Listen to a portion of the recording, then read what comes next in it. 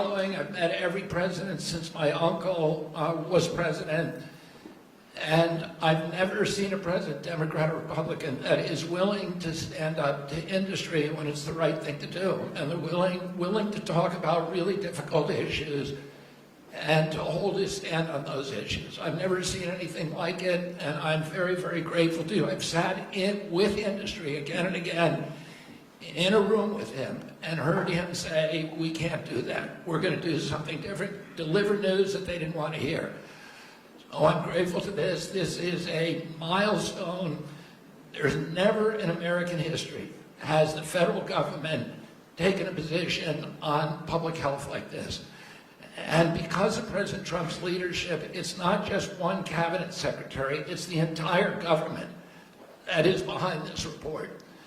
And I can say again, I talked a little bit about when I met Rachel Carson as a boy. My uncle tried to do this, but he was killed and it never got done. And ever since then, we've been waiting for a president who would stand up and speak on behalf of the health of the American people and say, there is no difference between good economic policy, good environmental policy, and good public health policy, and good industrial policy. We can have all of them, but we need a united cabinet, and we need to go forward as a single people. I want to thank you for that, President Trump.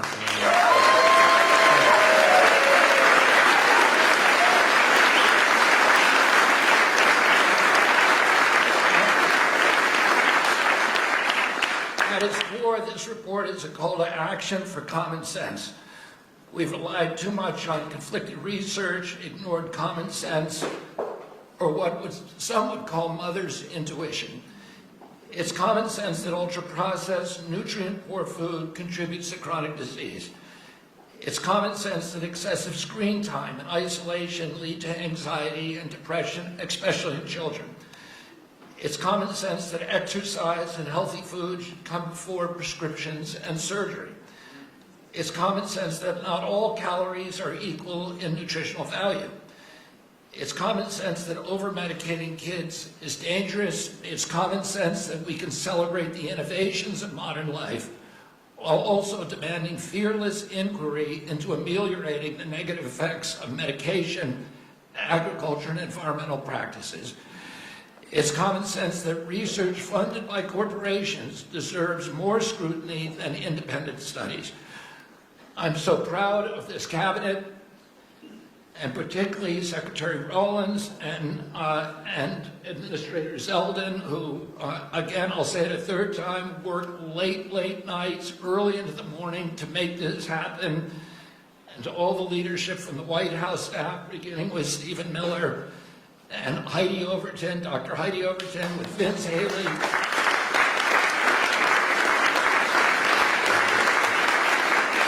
Their leadership and their steady hand in getting us to the goal line we could not have done it without them. They helped us grapple with weighty issues and committed this administration to solving large, complex challenges like children's health. We're joined here by senators, advocates, governors who I have worked with, and CEOs who I know who are all ready to begin carrying out this mission. This is the beginning of a conversation, a national conversation that we are going to have with maturity, with nuance for the first time in history, thanks to your leadership, President Trump. There is a reason that the MAHA moms sided with you, President Trump. It's because this administration has the bravery to tell the truth and solve problems through innovation and not nanny-state regulation.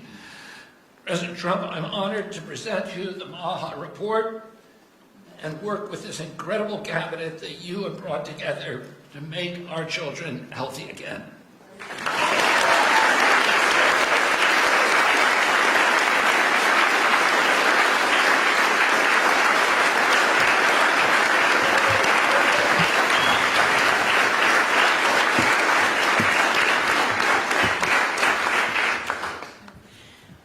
Three things. First, on behalf of an extremely grateful nation and on behalf of a lot of extremely grateful MAHA moms who are out there, Secretary Kennedy and Mr. President, thank you. I see a MAHA mom and grandma and our amazing chief of staff right there, Susie Wiles. I see a MAHA mom and Caroline Levitt, and all across our cabinet. Sir, my oldest son, Luke, is here. Stand up, Luke. I am a MAHA mom of 4. And this hits particularly close to home for every single one of us in this room. That's the first thing. The second thing is that you mentioned, sir, in your remarks that we are on track to sign multiples of SNAP waivers to get junk food and sugary drinks out of our food stamp system. And I am so proud.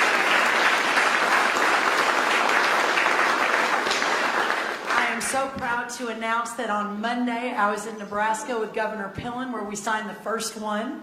An hour ago I signed the second one for Governor Braun in Indiana. He may not even know that. I've got it right here, sir.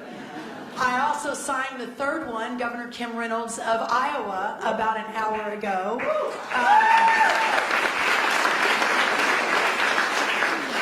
With a half a dozen more coming down the line. And sir, that has never happened before. Under Republican or Democrat administrations, we have never made that happen before. So I am so proud and so grateful for your leadership. Morrissey here, who was the first one to apply from West Virginia. Oh,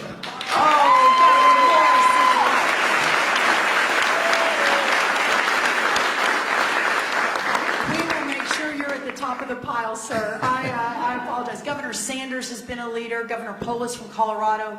It has been remarkable how these governors have stood up. That's the second thing. The third and final thing, sir, is we all know that at the center of making America healthy again is making American agriculture great again. Without American agriculture at the center of this discussion, we have the most robust, the safest, the best agriculture system in the world.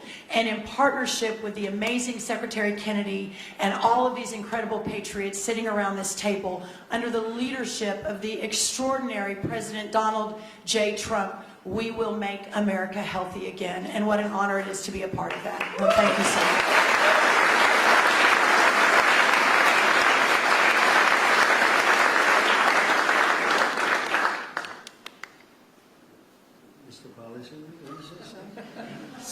Big policy man here. So much has already been said, but in your remarks, Mr. President, you made clear. This is Vince Haley, by the way. In your remarks and in the report, it's very clear that there are no sacred cows when it comes to our children's health. We are showing the courage to turn over every stone to figure out, to investigate what is behind the chronic childhood disease crisis, and that's what this report represents, sir. Thank you, Vince.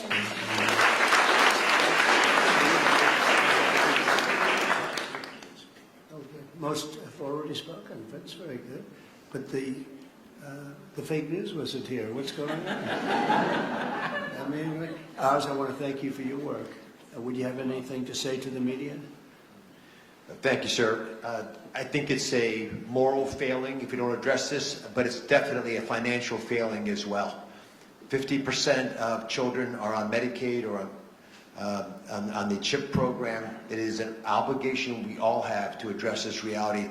As you know, the cost of Medicaid has gone up 50% in 5 years. Right.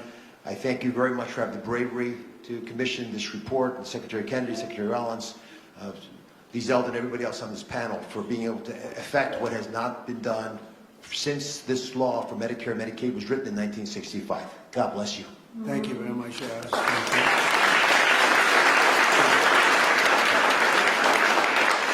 A man who's just so highly respected, Dr. Marty McCary. Would you say a couple of words, please? Thank you, Mr. President. The United States is the best in the world when it comes to proton beam therapy, CAR-T, sophisticated operations. But when it comes to the health of the population, it's been a 50-year failure. And we have got to change course, and it's not until you have had the courage to let us take on these giant issues, as Vince Haley said, without any sacred cows, that we've been able to change. And I think this will transform our healthcare system from a reactionary system where doctors are playing whack-a-mole, to a proactive system. So thank you, Mr. President. Thank you very much. Thank you very much.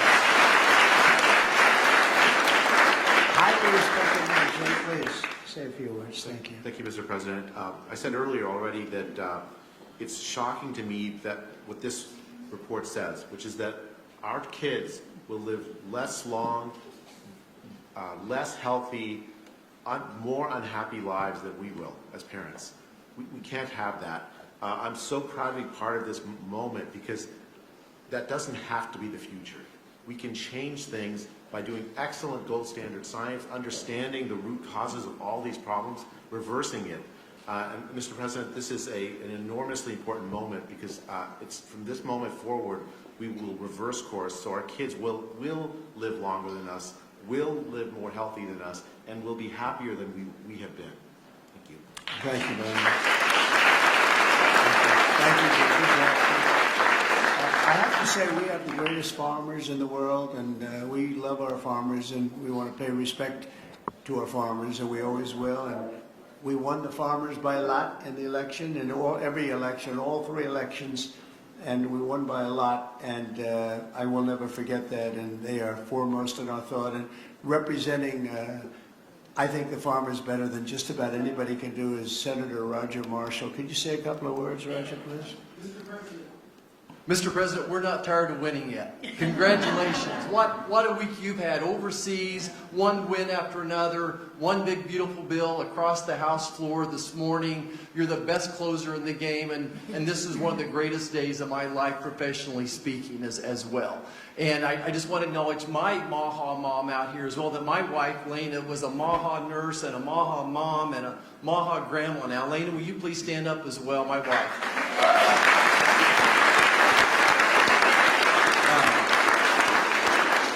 Mr. President, as you know, I spent 25 years delivering babies most every day. We saw a huge epidemic of diabetes, of pregnancy, and this has exploded in so many different directions now. We have an epidemic in mental health in our youth, obesity rates 20-30%, 20% of our children on a prescription drug, 60-70% of adults on a prescription drug. We can do better than this. And it does start with the farmer. It starts with soil health. And I just want you to know that our farmers are so committed to this as well. And so many of them are already doing great things. They're making the soil healthier. They're using less pesticides. They're doing all the right things. It's going to take a little bit more effort and time to get everybody with those practices. But the American farmer and rancher were the original environmentalists, the original conservationists, and they'll be right here working beside us, and we appreciate your support of them as well. Thank you, Roger. Good. Thank you.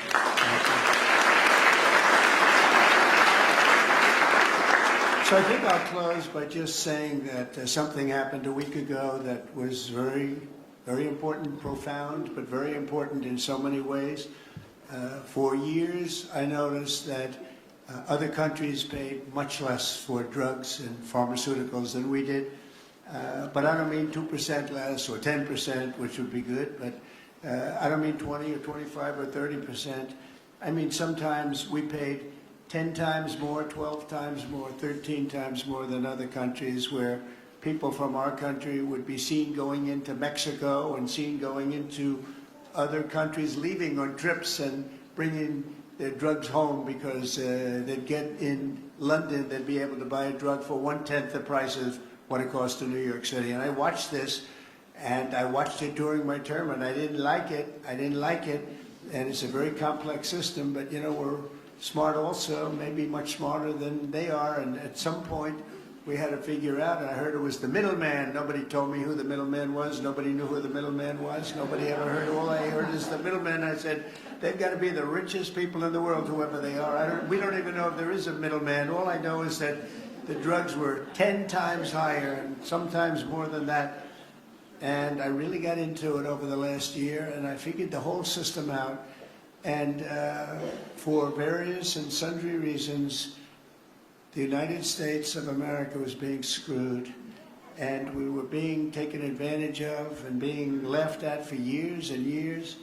And I said, it's not going to happen anymore. And I brought a great gentleman, the head of Eli Lilly, in, who's great. He really is. He's great. He's done a fantastic job, and others also of the companies and that. have it out with them. I had debates with them, actually, and pretty much it was a debate that was impossible to lose. You had to be a real bad debater to lose that debate because they couldn't justify it. They tried to say, well, you know, we pay for research and development, and the United States has agreed to pay for 100%. I said, why?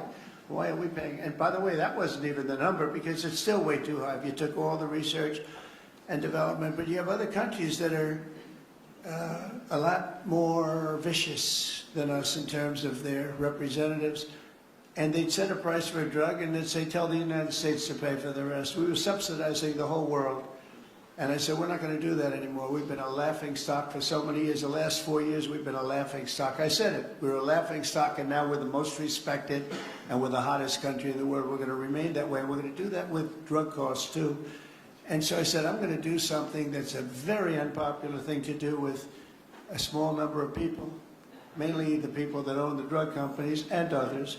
And I'm not even blaming them. They were able to get away with it, but it was really other nations that took advantage of us because the drug companies were under their thumb.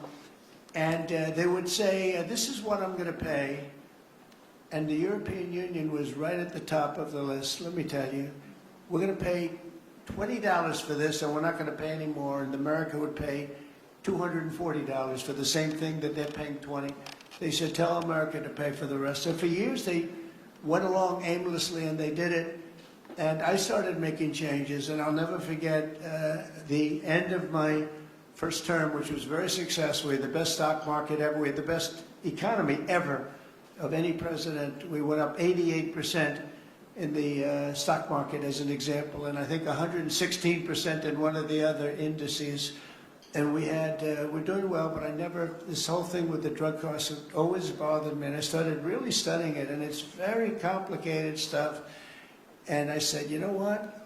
We are paying so much more. And I demanded favored nations. We're the biggest buyer, we're the best buyer, we're the most solid buyer, we're the one that paid for all of the research and development.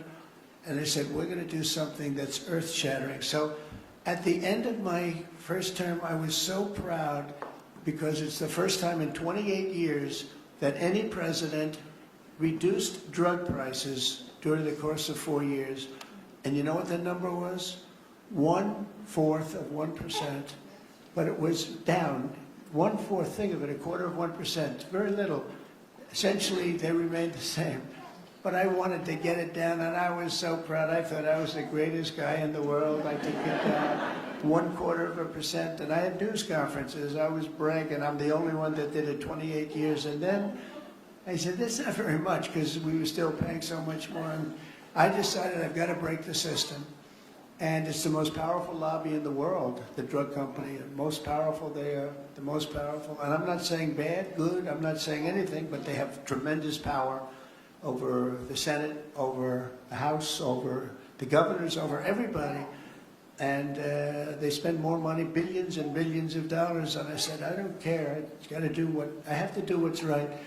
And I declared a favored nations, most favored nations, where the United States from now on is going to pay the exact same price as the lowest price anywhere in the world. In other words, if you take...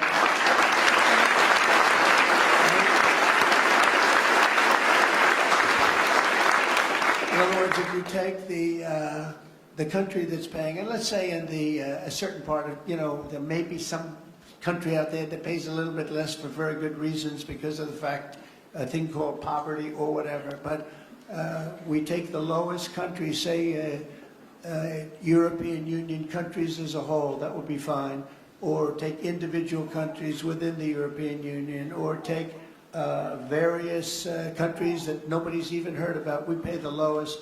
And what that's going to mean, and I'd like to put somebody to police it because it should start immediately. It shouldn't start in 2 years, 3 years, 5 years. They'll say, yes, it kicks in. They always say kicks in, Marty.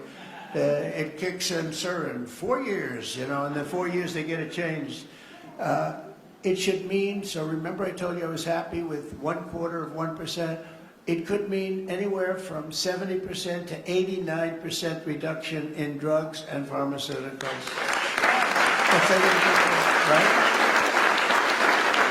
And I've actually had lots of congressmen call me and they say, "Sir, could we talk about this?" I said, "No." They wanted to talk because it's tremendous power against them, and I understand that. And every one of them was covered. Senators were.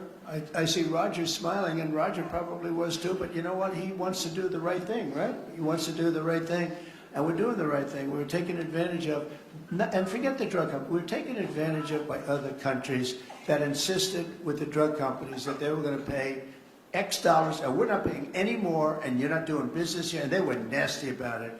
These people are almost sort of afraid of them, and we are going to now get a reduction in drug costs of up to 89% in some cases, but 50% would be a bad number. So think of that, 50% versus 1/4%. Think of that, 85, 89, 91, 72%. It's going to be massive numbers. It's going to be incredible for Medicaid, incredible for all forms of health care. Medicare is going to have a huge impact, so big that nobody can calculate it. I mean, this thing could drop by 25, 30%. The drugs are a very big part of it, right? So very big part. So it'll affect everything. It'll affect your whole life. The amount of money you're going to be saving is going to be incalculable. Nobody can believe I had the courage to do it. I don't think it's courage. I think it would have been courage not to do it. I tell you what, not to do it would have taken far more courage, because I was tired of it. And I was listening to these guys, and they make a lot of money every year, millions and millions of dollars a year. And I agree, because at the beginning, because of the complexity, you'd walk out of a room, you'd hear them talking, and they almost convince you that it's a great system, it's a wonderful system, even though we were paying 10 times more. That's why they make $30 million a year, because they were good, but not any longer. And one of them just threw up his hands after I was just pounding on him, and he said, "I can't do it anymore. It's the hardest thing I have to do is trying to justify this damn thing. I can't do it anymore. One of the biggest companies, I just can't do it anymore. You're right." And as soon as he said that, that was like incredible, because I understood exactly. He couldn't do it. He said it's the hardest thing he had to do is trying to justify why we're paying $200 for something and somebody else is paying $12. That is a neighboring country. Take Canada. I mean, people go up to Canada to shop because the prices are so much less, and it's not going to happen anymore. So we're going to take the lowest country anywhere in the world, and that's what we're going to be paying, and we'll be saving from 50 to 89%. And these are big, these are tremendous numbers. There's not going to be anything where we're paying 10 times more than somebody else. And one thing that is very important, and it's got to be implemented. It's done. I've done the order. It's done. But we have to get somebody that's got a lot of strength and a lot of power, because you have to implement it, because these countries are going to go down fighting. They don't want this to happen because they're going to go up. Now, there are many more people involved in the world than there are here. So they'll go up a little bit, maybe 15, 20%, and we're going to go down 60, 70, or 80%. But they will fight the drug companies. The drug companies are very worried that they're going to fight, and that's okay. If they fight, we'll just say, that's okay. We are not going to let you sell any more cars into the United States, or we're not going to let you sell any more wine or liquor or alcohol or something that's actually much more important to them than the drugs. And we're going to be able to force that issue if we need to. They should do it. We're basically equalizing. They should do it. And the drug companies should do just as well. There shouldn't be a hit on their stock. I don't think it will be. It's basically, it's going to be the same amount of money, but it's going to be redistributed. And it's going to be redistributed, so they're going to pay a little bit more, and we're going to pay a lot less. A little bit more because there's so many more. So it's a bigger number. And so, Robbie, I'd like to ask you and Dr. Oz and Marty, perhaps, and Jay, and maybe representing the world's politicians. I can ask Roger, who's so great with this whole subject, if you would be very, very tough and very, very, very powerful in a sense. It's not easy. You're going to have to get this done. The drug companies are going to say, well, they won't do it, and maybe they won't. And if they don't do it, we're going to not do business with that country or those countries. But we're going to have to be very tough until it's totally stabilized and equalized. And Oz, I mean, I see your eyes are gleaming because you've been talking about this for a long time, but you've never had anyone willing to do it. but I'm willing to do it. And I think it's going to go down as one of the most important things we've ever done because drug costs are going down. Think of it. Then every year for 21 years, the costs have gone up. And now they're going down maybe by 85, 80. I'm telling you, 89% in 2 instances, 89% cut. Nobody's ever seen anything like it. So I'd like to ask Oz in particular, because you and I know each other. He's a very tough hombre, this one. He's tough as hell. And so if you can lead the group, and it's not going to be easy. You're going to have to get in and you're going to have to fight. If you do it, you can have, within a period of weeks, you can have drug costs that drop like a rock, okay? So you, as a group, I have great confidence, and if you don't do it, I am firing every single one. Good luck, guys. All right? Can you handle it?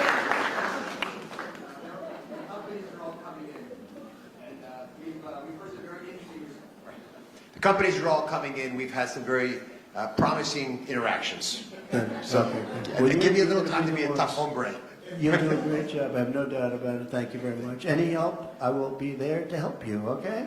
Well, you mentioned something that has not been discussed in the past. People have talked about drug prices in a silo and isolation, but when you start going to the countries where they give discounts to because they're getting beaten up there, and you support these companies, they see a huge upside potential, and even greater than the numbers you mentioned. Right. They should be able to charge more than what they would historically have been tolerant of if they have the support of the U.S. government and you. And Secretary Kennedy is aware of all these discussions. Well, they were artificially low and artificially high. We were artificially high. They were artificially low. We're not going to let that. And I think you're going to be able to handle it pretty easily. But speed is very important because we can do this immediately. This doesn't take 2 years, 3 years. It doesn't take a month. So do the best you can. Thank you very much. Thank you, everybody. Thank you very much. Are we concluded, Bobby? Yes. Go ahead. What Thank you, Mr. President. Let's all give a hand for President Trump. Stand strong, speak loud. Wear the truth. The Black Mental Health Matters Tee. Support health, wellness, mental clarity, and independent media. Get yours now. Stand up, speak out. The Free Speech is Not Free t-shirt is more than a statement, it's a movement. Support independent media. Wear the message. Thanks for watching Black Westchester Magazine News, where the truth has no filter and the community comes first. We are the news with the Black point of view. Don't forget to like, share, and subscribe to stay informed, empowered, and engaged. Independent Black media matters. And we're just getting started. See you next time.